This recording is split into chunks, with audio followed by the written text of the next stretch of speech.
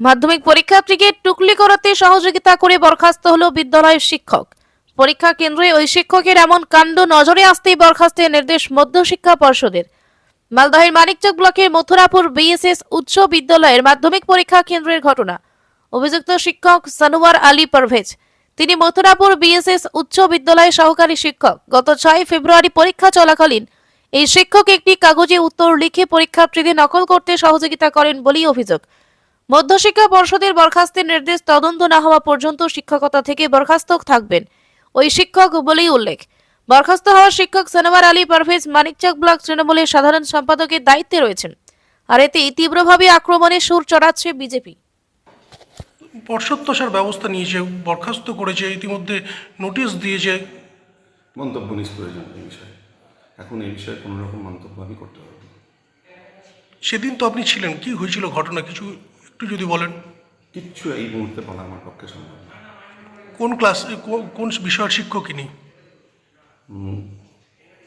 এই বিষয়ে আমি এখন এতটুকুও মন্তব্য করব না। শিক্ষকের নাম তো আমরা জানতে পেরেছি, কিন্তু শিক্ষকটা কোন বিষয় নিতেন, কোন ক্লাস নিতেন? মন্তব্য নিষ্প্রয়োজন, বারবার বলছি আমি। এই বিষয়ে এখন কোনো রকম মন্তব্য আমি করব না। তদন্ত হোক চাইছেন? সে তো যা হবে তাই হবে। দেখুন, আমি শুনেছি, এটা আপনার কাছ থেকে তো শুনলাম যে ঘটনাটা কি হয়েছে।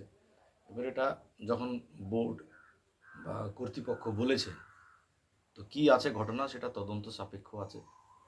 এবার কারো সমস্যা কি হয়েছে না হয়েছে সেই বিষয়গুলোকে দেখবে, তাদের ইন্টারনাল ইস্যু আছে, সেগুলো ইন্টারনালি ওরা।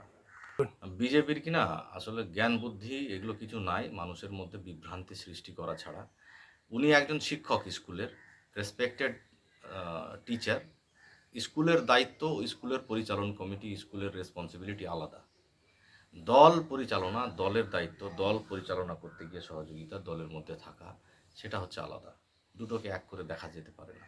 এবার স্কুলের অভ্যন্তরীণ বিষয় আছে, এটা স্কুল বুঝবে, স্কুল কর্তৃপক্ষ বুঝবে, ডিপার্টমেন্ট বুঝবে। এটা কি হয়েছে না হয়েছে ওটা ওদের বিষয় রয়েছে, ওরা বুঝবে। দেখুন, প্রথম আবার বলছি আপনাকে যে এর ভেতরে অভ্যন্তরীণ কি বিষয় আছে সেটা স্কুল কর্তৃপক্ষই বলতে পারবে। ওর যদি রিপোর্ট তলব করেছে তো তার সংশ্লিষ্ট বিভাগ তার রিপোর্টটা বলবে। অন্তর্কলহ বলতে কোনো বিবাদ চলছিল স্কুলের মধ্যে? সেটা আমরা জানি না। এই স্কুলের মধ্যে কি বিবাদ থাকবে? প্রত্যেকেই তো একে অপরের সাথে কানেক্টেড আছে। একটা স্কুল একটা পরিবারের মতো চলে, কারণ 8 ঘন্টা সময় দেয় প্রত্যেকটা টিচার একটা স্কুলে। তো সেক্ষেত্রে তাদের সকাল 10টা থেকে বৈকাল 5টা পর্যন্ত কি 4টা পর্যন্ত স্কুলে থাকে, তো সেটাও তো একটা পরিবার, সে পরিবারের মধ্যেই তো থাকে। তো এই গোটা ঘটনায় এখন এটা তো আমরা জানি না যে ঘটনাটা কি ঘটেছে। পর্ষদ তো নোটিশ করেছে, যেখানে উল্লেখ করে দিয়েছে গোটা ঘটনা। এক্স্যাক্টলি, আমি বলছি যে এই বিষয়টা বিভাগীয় তদন্তের সাপেক্ষে তার ওর যা উত্তর সে দেবে, সেই সংশ্লিষ্ট টিচার দেবে। ঠিক আছে। ব্যাপারটা হলো যে যেভাবে বিগত দিন থেকে আমরা দেখে আসছি বেশ কয়েক বছর ধরে যে পশ্চিমবঙ্গের শিক্ষার বেহাল আছে, বেকাররা চাকরি পাচ্ছে না, ফলে পড়াশোনার প্রতি মানুষের অনীহা চলে এসছে। এই বর্তমান সরকার যে টিএমসি সরকার শিক্ষাকে একদম তলানিতে নিয়ে চলে গেছে। তো আমরা যেটা দেখলাম যে মাধ্যমিক ছেলেপেলে পরীক্ষা দেয়, ছাত্রছাত্রীরা পরীক্ষা দেয়। এবার দিতে গিয়ে ওরা যথারীতি মথুরাপুর বিএসএস হাই স্কুলে একটি সেন্টার আছে, সেই সেন্টারে তারা পরীক্ষা দিতে গেছিল। কিন্তু সেখানে একজন শিক্ষক আছেন যিনি মানিকচক ব্লক টিএমসির জেনারেল সেক্রেটারি সানোয়ার আলী পারভেজ, তিনি ওখানকার একজন শিক্ষক। তিনি ভাবছেন যে আমি তো যেহেতু টিএমসি করি, আমি তৃণমূল করি, আমি তৃণমূলের নেতা, আমি যা খুশি তাই করতে পারি।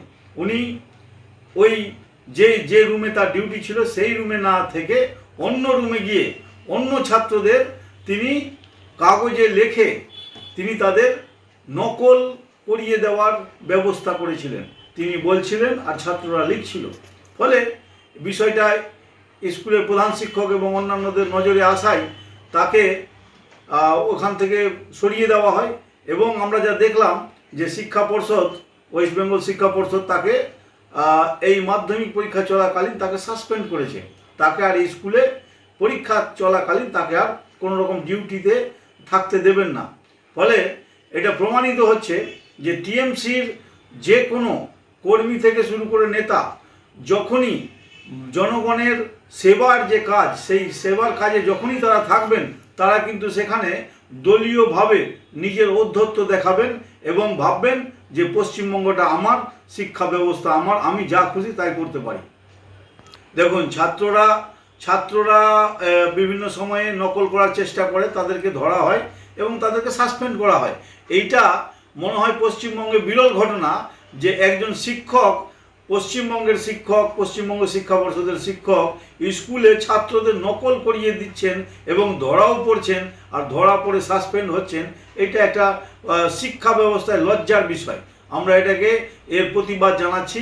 আগামী দিনে স্কুলে শুধু পড়াশোনাই হবে, রাজনীতি হবে না, এই কথা আমরা বলতে চাই।